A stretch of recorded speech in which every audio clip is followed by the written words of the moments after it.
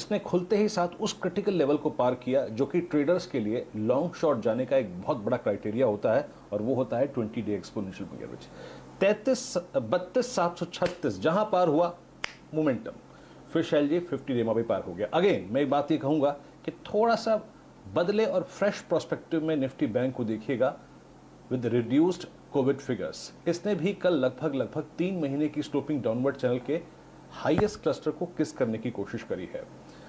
याद रखिए कि यहां पे करना क्या चाहिए हमें।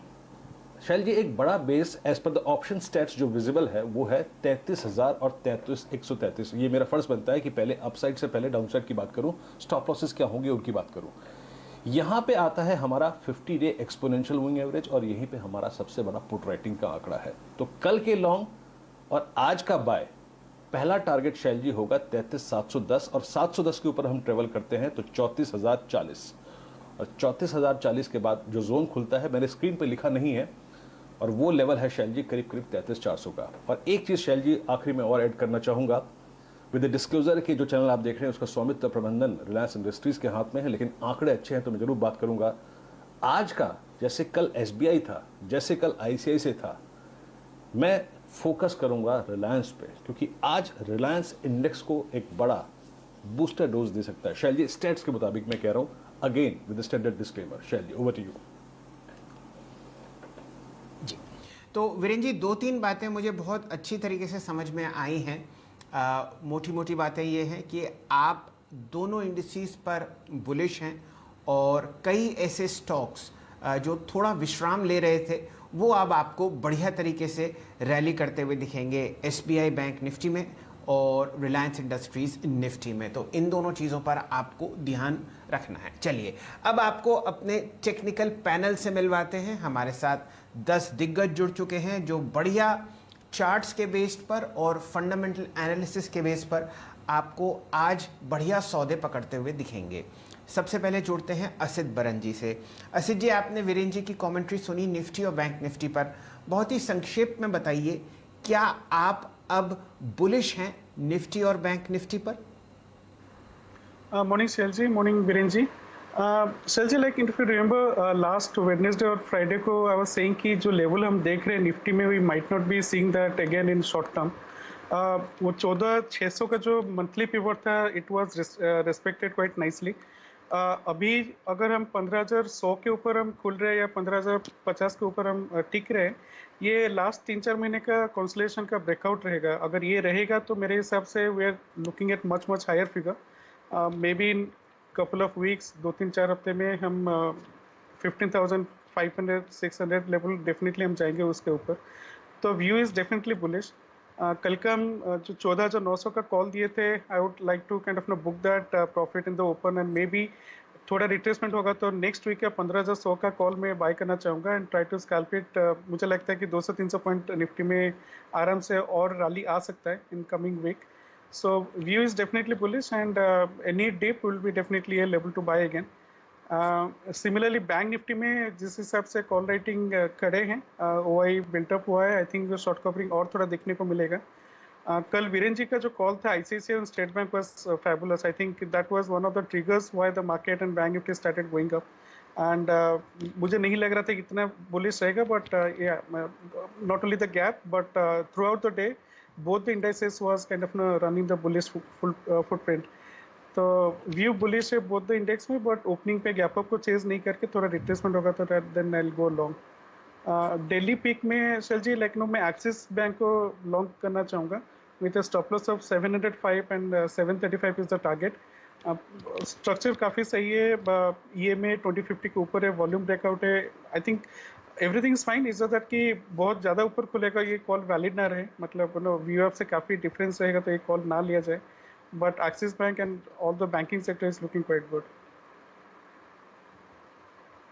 ओके, याद रखिएगा एक्सिस बैंक पे असित की कॉल है यहाँ पर, और टारगेट करीब 735-705। अब यकीन मानिए जिस मैग्नीट्यूड की शॉर्ट कवरिंग अभी बैंकिंग में पेंडिंग है उसको मद्देनजर रखते हुए एक्सिस की ये कॉल ली है असित जी ने, और 735 का लक्ष्य है, 705 का स्टॉप लॉस रखिएगा। अब चलते हैं पैनल में जो हमारे साथ दूसरे लोग हैं उनके पास बातचीत करने के लिए। शुभम अग्रवाल हमारे मंगलवार के विशेषज्ञ, और अमूमन ये मंगलवार का दिन बहुत शुभ होता है बाजार के लिए। बहुत बहुत अगर आप गुड मॉर्निंग शुभम जी, आपको आपका आज का top conviction trade. Good morning Virendra ji, good morning Shailendra ji. तो कल का जो तेजी था अगर हम उसको देखें तो एक आपने बहुत सारा डेटा पॉइंट हाईलाइट किया, मैं सिर्फ एक डेटा उसमें और ऐड करना चाहूँगा कि वीकली एक्सपायरी का जो निफ्टी का ओपन इंटरेस्ट में इवन 15,500 के कॉल में जो राइटिंग था वहाँ पे भी सिग्निफिकेंट अनवाइंडिंग देखने को मिला है। तो मुझे लगता है कि ये जो पूरा रैली है इसमें बहुत सारे सेक्टर्स ऐसे हैं जहाँ पे शॉर्ट का काफ़ी दबाव था और मुझे लगता है कि वहाँ पे एक कवरिंग होता हुआ दिखेगा। और ऐसा ही एक सेक्टर मुझे लगता है कि ऑटो है जहाँ पे most of the auto stocks अभी तक परफॉर्म नहीं किए, लेकिन यहाँ पे जो क्यूमुलेटिव शॉर्ट्स है वहाँ पे मुझे लगता है कि एक सिग्निफिकेंट कवरिंग हमें आता हुआ दिखना चाहिए। और इसलिए आज मेरा जो पिक है वो ऑटो स्पेस में से हीरो मोटोकॉर्प पे खरीदारी की राय है। हीरो मोटोकॉर्प को अगर हम देखें तो अपने इंपॉर्टेंट सपोर्ट के आसपास प्लेस्ड है स्टॉक काफ़ी समय से, और कल एक प्राइस रिवर्सल भी हमें देखने को मिला और मुझे लगता है कि इसमें एक अच्छा फॉलोअप बाइंग हमें आता हुआ दिख सकता है। तो 2900 के स्ट्राइक का कॉल ऑप्शन पे खरीदारी की राय है। यहाँ पे लक्ष्य होगा 65 रुपये का, स्टॉप लॉस मेंटेन करें 30 रुपये पे। यही ट्रेड अगर हम फ्यूचर में बनाते हैं तो 2960 का टारगेट और 2810 का स्टॉप लॉस हीरो मोटोकॉर्प पे खरीदारी की राय।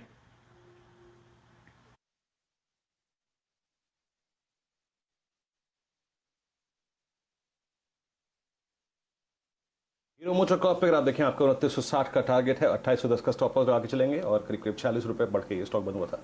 एक बात याद रखिएगा जो कि हमें कहनी चाहिए, कल ऑटो में जाते जाते बहुत सारे स्टॉक्स में like hero MotoCorp, specially Ashok Leyland, एक फैक्ट मैं कहना चाहूँगा बहुत अच्छा ओआई एडिशन हुआ है। कुछ देर में बातचीत करेंगे इस पर। और राजेश सतपुते जी, गुड मॉर्निंग, आपका top conviction trade. Viren, good morning everyone. Viren, कल एक जबरदस्त ब्रेकआउट हमें देखने को मिला है बैंकिंग स्टॉक्स में और एनबीएफसी स्टॉक्स में। तो यहाँ पे मुझे लगता है एक बड़ा सेक्टरल रोटेशन होगा।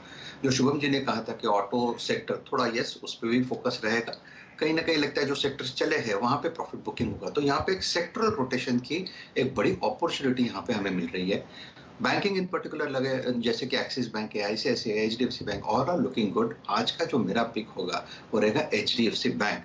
और एचडीएफसी बैंक इसलिए क्योंकि इसने अपना, अगर आप इसका डेली चार्ट भी देखें तो इसने अपने 200 डेज मूविंग एवरेज के ऊपर कल क्लोज दिया है। एट द सेम टाइम यहाँ पे पॉजिटिव डाइवर्जेंस हुआ है विद रिस्पेक्ट टू आरएसआई।